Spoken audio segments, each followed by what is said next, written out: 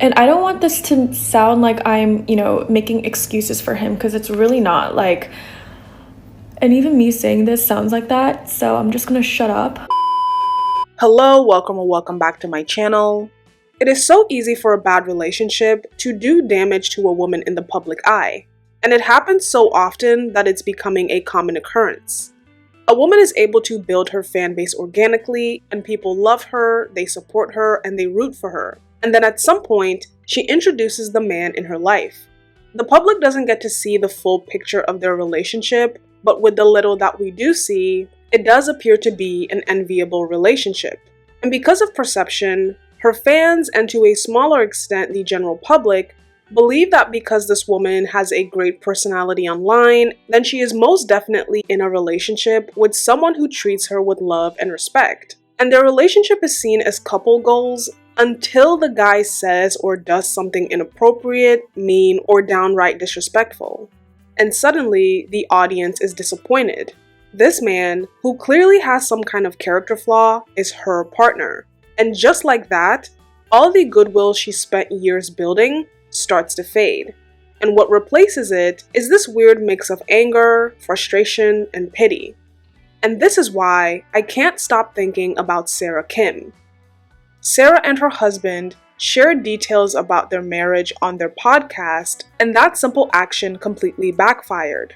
So before the podcast, her fans thought that she was in a romantic and supportive relationship, and they had no idea that at one point, Sarah had to be the breadwinner while Andrew was unemployed.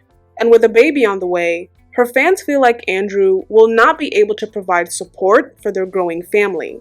I mean, that was really enough for me to be like, okay, my family is honestly right now the most important thing to me. 3 out of 3 says they don't like it. That's got to tell me something. First, I reached out to her dad in private. I was telling him I want to ask for his blessing to marry her. He was smiling, but the life went out of his eyes. Even though, realistically, I'll probably be making more money than you for the rest of our lives. I never minded that. I don't mind that either. After so much oversharing, she's found herself in a very difficult spot. On one hand, yes, people do feel bad for her.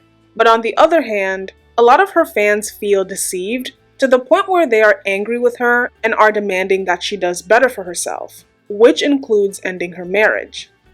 And people finding out about so many uncomfortable details about their relationship has turned them from couple goals to may this love never find me. Jobless, is a pastor, plays video games at home, doesn't know how to cook or clean, and you work 9 to 5, 2 full-time jobs, and you're pregnant and you're carrying the weight throughout the house. What is you gaining from this? You're trapped. You're trapped. And if their situation wasn't bad enough, video clips from her husband Andrew's sermon from church, because he's a pastor, started being posted online, and some of the comments that he made rubbed people the wrong way. Every time I'm speaking in Korean, I'm trying my best, but she loves to laugh at me, and not just laugh at me, but point it out and be like, what did you just say? Can you say that again? Oh my gosh, you sound so stupid. Hold on. And she'll pull out her phone and she'll record it, right? I practice, but I suck, and it's kind of embarrassing. And what doesn't help is that there's this person who lives in my house, and she cackles every time I'm speaking in Korean. Andrew is preaching in front of an entire congregation, and with Sarah most likely sitting in the audience, he calls her a person who lives in his house.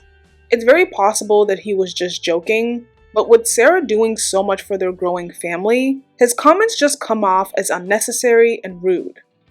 Now, one thing that you should know about Sarah is that her 2 million plus followers aren't just there for her. They are also there for her parents, especially the relationship that she has with her father. Ladies, listen up. This is my dad, and he's a software engineer. He's been married to my mom for 27 lovely years, and every Sunday, he'll do her hair so that she can look presentable and good for church. And of course, if I need my hair done, he'll get that done. And every night, he'll give my mom a wonderful, wonderful massage. And sometimes, when it comes to nuts for myself too, he'll give it to me. And I'm just letting you know, girls, find a man who is willing to serve you and pour into you. And it's because of this great relationship with her father that people are even more shocked that she's possibly settling and accepting so little in her own relationship. There's often this stereotype that it's only women with daddy issues who are most likely to end up in unhealthy, toxic, or unequal relationships. And they get into these relationships because they are trying to compensate for not having a positive male role model. But in Sarah's case, it's the exact opposite, which is why it's so confusing. I'm not a relationship expert, but I think the simple answer is love. And maybe for her, being in a relationship with him is just something that comes with sacrifices, which she doesn't mind making because she loves him. And when you love someone, there's no logical reason to leave them, even if by her own words, him talking about his actions in their relationship would cause his PR to go down. Do you want me to tell the story? Your PR might go down. Your PR might go down. Your PR might go down. The more videos and information that was coming out, the more people were leaving comments and making videos about their relationship. Two Kims you don't want to be currently. Kim So-hyun, Sarah Kim. Sarah Kim, your husband, I hate bums. You know who I hate more than a bum? A deadbeat bum. You know who's worse than that? A deadbeat bum who's married. Sarah Kim, if this is your grand entrance, grand exit, and you're running up a check real quick so you can drop the zero and get with the hero, sister, I support it. This dude is a scrub. His wife is pregnant. He's not really, pulling his weight around the house, and it sounds like he just spends all day playing video games. But then I learned that he's a pastor. If the Korean American church has no haters, bro, I'm dead. This is for Sarah Kim's husband and Sarah Kim's husband only. And I'm gonna say it in Korean so, he can get a little bit of practice in Korean. 되게 쉽게 말할게요. 어떻게 그렇게 살 수 있을까요? 임신한 아내는 두 가지 일을 하는데 어떻게 집에서 아무것도 안 하고 게임만 하고 있어요? Despite the fact that her dad treats her like a princess and she seems so loved by her parents, and you would think that, for somebody who grew up like that, you're supposed to find a man that's better, that elevates your life, just like your father did for you. With the number of people talking about their relationship, it was only a matter of time before Sarah made a response video. I took this past week to unplug because my top priority is to protect the peace and the health of my family. But I'm aware of the situation, and I know that many of you come from a place of care, and so just wanted to take the opportunity to clarify some things. Andrew and I, from the very beginning, we have committed to being there for each other and supporting each other through anything and everything. And so even in the beginning of our marriage, I've had long periods of time where I didn't have a job, whether that was because I had quit a job or been impacted by mass layoffs, and Andrew was the one who had fully supported us through that. And so in the season where Andrew's in between jobs, I am more than happy to stand by him. And even through this transition, he did everything that he could to make sure that we're taken care of. Whether that's from picking up part-time jobs, freelance gigs, helping me with all the back end of my social media platforms, and along with finishing his master's. And right now, he's working a full-time job that he very much loves, which I love for him. And it's already come with so many blessings. And the biggest one being us being able to move into this house where we get to start our new family. About the joke that he told before starting his sermon, I want everyone to know that we have so much care and respect for one another, and especially because we both have public-facing platforms. For me, it'd be online, and then for him, it's the church. We have a system that we set in place quite some time ago where we will always run things by each other, especially if we're going to be talking about each other or showing each other. And Andrew simply would never say anything that I wouldn't already be aware of or something that I wouldn't like. And I cannot imagine having anyone else be my husband and the father of my future child. The man who pampers me with daily massages from day one, has never let me even do a load of laundry. The man who's my absolute safe space and my home. Now, to be fair, there were a lot of lies that were floating around. People definitely took things out of context, like saying he missed her ultrasound because he was on a boys' trip, which was paid for with her money. But according to her, he had a scheduled job interview he couldn't get out of. A very sweet and intimate moment where Andrew and I are taking a look at our very first ultrasound in the parking lot of our hospital has somehow become a story of he's at a boys' trip and so missed my ultrasound. When in reality, he came straight to the hospital as soon as his scheduled job interview had ended, hoping to make the appointment. And I don't think that makes him a bad husband, and I don't think they have the worst relationship ever. Because objectively speaking, there are worse relationships that are out there. When it comes to relationships, there are couples who make you want to be in a relationship because they make it look so good. And then there are couples who make you want to stay single forever because they make it look like a battlefield.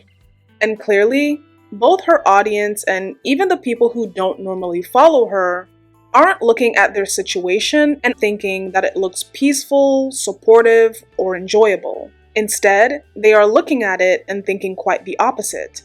I also feel like they have somewhat of a communication problem and are somewhat resentful of each other. Sometimes I just feel like I have to do more of the heavy lifting when it comes to our relationship growing. Like, I just feel like, why do I always have to initiate that? And did I think about what if I married rich? Yeah. During those hard times? Probably, yeah. I think that both of their feelings are valid, but that's something they need to talk to each other about and either solve it, accept it, or part ways. But the answer isn't to share it to the public who will make sweeping judgments. But I want to come back to Sarah's explanation video, because this is a very common occurrence, whether it's in real life or online. When something goes wrong in a relationship, it's often the woman, the wife or the girlfriend, who has to step up and deal with the fallout alone. Even in situations where it's the boyfriend or the husband who did the thing that's causing people to be upset, instead of him making his own explanation video, he kind of just disappears. And in his absence, the woman becomes more visible, and then it becomes her responsibility to speak up. And after watching Sarah's explanation video, I couldn't help but feel like this was deja vu. This was just one of the many times where a woman has had to come online and stand before the public just to explain the behavior of her boyfriend or her husband. I remember a couple months ago, a popular influencer, Evelyn Ha, did a popular challenge with her boyfriend. It was supposed to be funny and cute like all the other videos. Instead, he was very rude and said a lot of things that rubbed people the wrong way. You have to say it with me. Ready? 3, 2. We listen and we don't judge. I really don't want to be here right now. Sometimes when you make me food, and like you're not eating, I think like, should I do like these dishes that are mine? But I'm like, nah, I'm just gonna like put them next to the sink. Sometimes when a brand sends you stuff, if it's a small package, I'll just chuck it out so that like, you know, I don't want so much shit in the apartment. Doing right now. Toxic time. This video went viral and people were rightly calling out his behavior. But as expected, she had to come out and stand alone, emphasis on alone, to justify his actions and to make excuses for him. Talking about this is honestly the last thing on my agenda, but the comments were getting really insane, so I feel like I have to say something. 99% of the comments were saying stuff like he's a walking red flag, bringing out my ex, saying how he's so much better, he shouldn't be treating me like this, and just really negative comments about him. He is not an influencer. He does not know how to act in front of a camera. If anything, he'll act weird and, you know, just not himself on camera because he's so awkward, versus an influencer who knows how to act on camera will act appropriately by being more nicer on camera or more romantic on camera when that's not really them in real life. Also, when I was making that video, he was literally working on his laptop and I forced him to make the TikTok with me because I was bored. I also want to clarify that he did not throw away the PR packages. He said it was a joke at the end. And I don't want this to sound like I'm, you know, making excuses for him because it's really not. Like, and even me saying this sounds like that, so I'm just gonna shut up. But that's not really an excuse because nothing stops him from hiding his face like he did before and using his voice to say something. He clearly doesn't have an issue with voicing his opinion or expressing himself like we saw in the other video, so he could have easily done it again. Now, the next woman I want to talk about is actually from a few years ago, and she's not really an influencer, but her story is kind of similar. Her name is Danae Jackson, and she became famous because of her ex-husband, Derek Jackson. He was a self-proclaimed relationship expert who posted videos on social media where he would offer advice and hope to women about love and relationships. But he was living a double life because he was cheating on his wife and he was condemning men that were doing the exact same thing that he was doing. Nowadays, a man will break your heart and then just discard you like you were the problem. And because of the nature of his videos and the fact that majority of his audience were women, he had to come online and address his actions. But instead of doing it alone and owning up to his mistakes, he decided to have his wife sit beside him, almost as if to gain support and soften the blow. And unfortunately, it worked, because by recklessly including her in the video, people started focusing on her rather than on him and what he had done. But the truth is, and I'm saying it here now, is that Derek Jackson was involved with other women outside the marriage. Now, I'm saying this publicly, not because I'm, married to you guys. First and foremost, I'm accountable to God. Then I have to be accountable to my wife, in which we've already had this conversation. I've already told her literally everything. But now that it's been made so public, it's important that I first off let you guys know I do not stand by those actions. I don't want to encourage anybody to do that. And then secondly, I know that I cannot build a platform preaching certain things, preaching against certain things, and then in my real life live contrary to that. I will admit, however, that she also brought even more attention to herself when she came online after the initial video to respond to all the hate that she was getting. And speaking against the names Danae Jackson and Derek Jackson in mockery, accusations, slanders, and lies, may the mercies of God be withdrawn from you. May your husbands and wives become widows. Let your children become fatherless. Let your seed become vagabonds on the earth. Let the words of your mouth and your words of your hands be returned back to you. Let it go down your throat and choke you slowly until your days become few on the earth. The word of God says, touch not my anointed and do my prophets no harm. You've been warned. Keep our names out of your mouth in the name of Jesus. Have a blessed day. Jesus Christ. She felt the need to respond because people were talking about her appearance and questioning her choice for standing beside him. I can understand her desire to want to defend herself, but this whole thing could have been avoided if he had not involved her in the first place. Even in situations where the man is a public figure and has his own platform, like Derek Jackson and Andrew, who is no stranger to social media and is also a pastor, these men either stay silent or avoid facing the backlash by themselves, which is a very deliberate choice. And when I look at all three women, who despite their different backgrounds and different personal situations, the one thing that they have in common is that they were all carrying the emotional weight of their relationships when they filmed their response videos. And I think that it points to something deeper that is rooted in social conditioning. It's easy to dismiss them as just another version of the typical influencer apology video. But when you take a step back and consider how social norms have long positioned women as the emotional caretakers in relationships, it becomes clear that there's more underneath the surface. I can't speak for Evelyn Ha because I don't know her religious background. But when it comes to Sarah Kim and Danae Jackson, it's clear that these women are deeply religious and closely tied to the church. And so not only were they married in the church and still believe in its teachings, but it's also something they grew up on. And when it comes to how the church teaches about marriage and romantic relationships, it is at its core patriarchal. The Abrahamic God is positioned as a father figure, and that trickles down into how many churches frame gender roles. Men are seen as the head of the church, the head of the household, the decision makers, and the ones with the final say.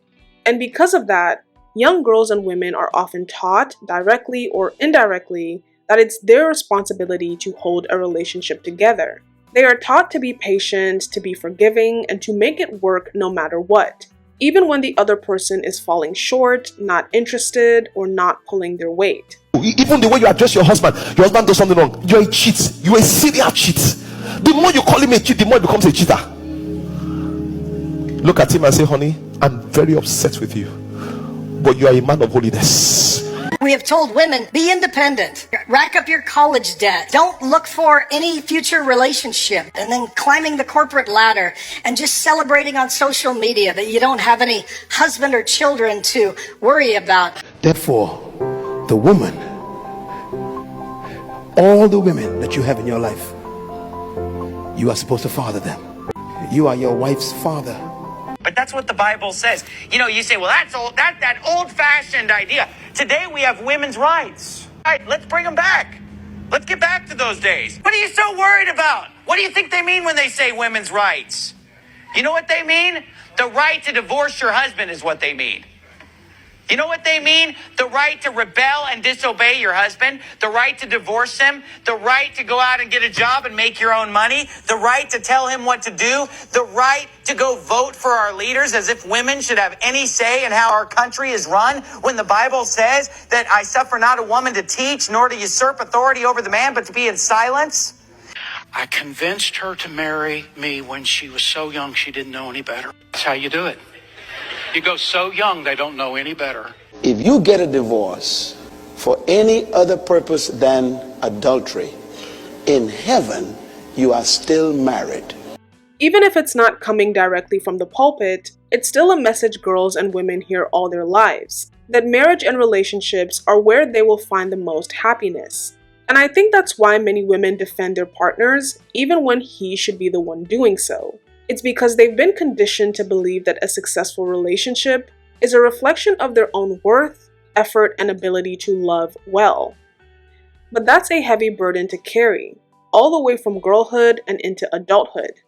And so where does that leave us when it comes to the broader conversation of women who come out to defend the actions of their male partners online? If I were to describe it in my own words, it is the visible manifestation of the emotional burden that so many women carry, and it is shaped by socialization, which includes gender roles, and is often reinforced by religion.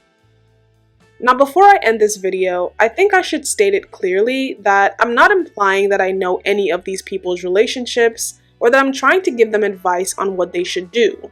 They are more or less examples of a social phenomenon that I noticed, and although they were used as the subjects of the video, they are definitely not the main topic. And with that being said, this does bring me to the end of my video. If you made it this far, thank you so much for watching. These are just my thoughts, and I'd love to know yours down in the comments section below. Remember to like this video, it really helps with the algorithm, and if you enjoyed this one, then kindly check out some of my other videos and subscribe for more content on the way. Again, thank you so much for watching, and hopefully, I'll catch you in my next video.